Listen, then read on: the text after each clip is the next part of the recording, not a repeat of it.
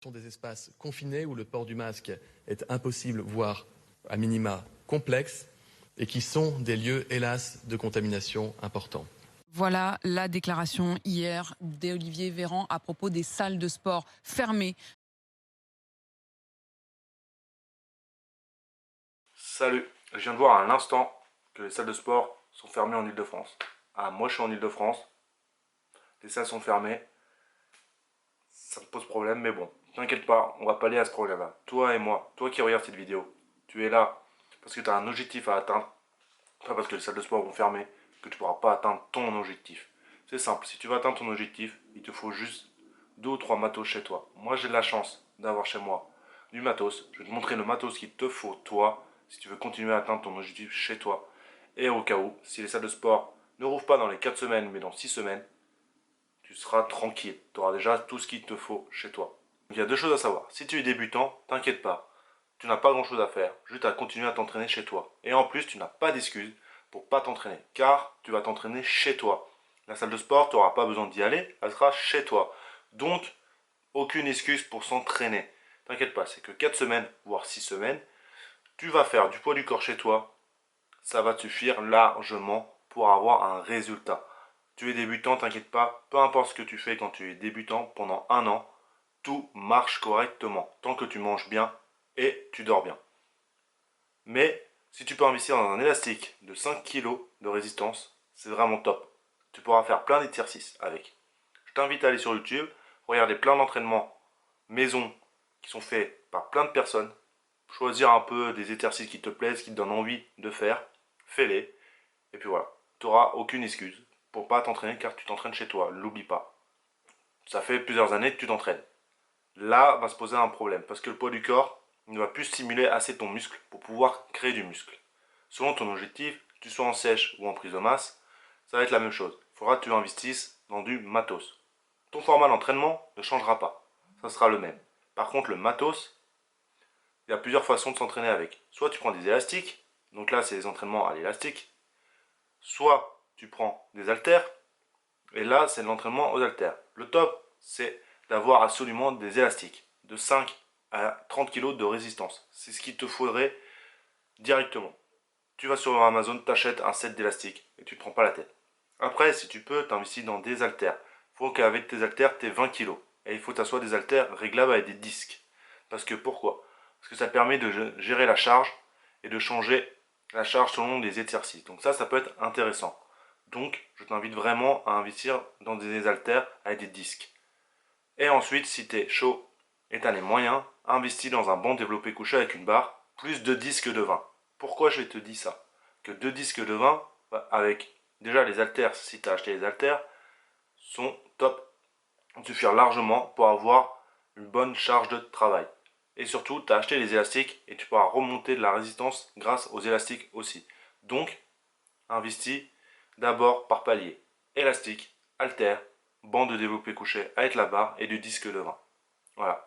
Selon tes moyens, tu as plusieurs façons de t'entraîner. Moi, je vais te montrer le matos que j'ai récupéré et que j'ai acheté sur le bon coin. Pas besoin d'acheter neuf sur le matos. Tout ce qu'il te faut, c'est de la fonte, une barre et un banc. Les élastiques, achète les neufs de préférence parce que si la personne avant les a utilisés, ils risquent d'être abîmés et de casser.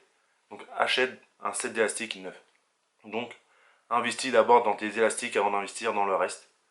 Et si tu as les moyens, investis dans énormément de matos. Donc voilà le matos que j'ai. On va commencer du matos du plus important au moins important. Donc ce que j'ai en premier, ce sont des élastiques. Donc là, j'ai des élastiques, un set d'élastiques qui monte de 5 à 30 kg au total.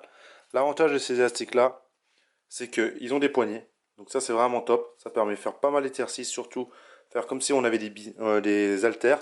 Et surtout, on peut les accrocher à une porte via cet appareil-là. Ça, c'est vraiment le top. C'est un set élastique, on le retrouve sur Amazon, celui-ci. Il est vraiment top. Tu peux faire comme une poulie, tu peux faire plein d'exercices avec. Je le conseille énormément. Ensuite, donc ça, je l'avais déjà avant le confinement, même avant pour les coachings. C'est des petites poignées, c'est pas mal, c'est intéressant. Donc après, ce que tu as vraiment besoin aussi après, ce que tu peux avoir après les élastiques, ce que tu peux prendre, c'est des haltères. Donc là, c'est les haltères. Donc c'est les barres d'haltères comme ceci. J'avais ça, c'est les haltères Decathlon. Tout ce qui est le plus classique, ça montait à 20 kg. Donc j'avais ça avant. Donc ça, c'est vraiment top. Ça te permet de faire pas mal d'exercices couplés aux élastiques. Tu as vraiment le strict minimum. Si tu as ces deux là, c'est vraiment top. Investis d'abord dans les élastiques et tu verras pour les haltères après. Mais les deux ensemble, ça suffit largement. Moi, j'ai d'autres haltères, des haltères de 5 que j'avais récupéré quelque part. Et voilà. Après, une barre aux aides aussi et une barre de développé couché. Et surtout, après, si tu as les moyens, investis dans un banc. Dans un banc de développé couché. Pourquoi un banc au lieu d'une cage à squat et autres? Déjà, d'une, le banc, pourquoi? Parce que ça te fait les deux en un. Tu as le banc avec directement de quoi mettre ta barre. Alors qu'une cage à squat, il faut t'acheter la cage à squat plus le banc. Et plus la barre, plus les poids, ça va chiffrer énormément. Alors que là, ça suffit largement pour faire la multitude d'exercices. Le seul problème, ce sera pour les jambes.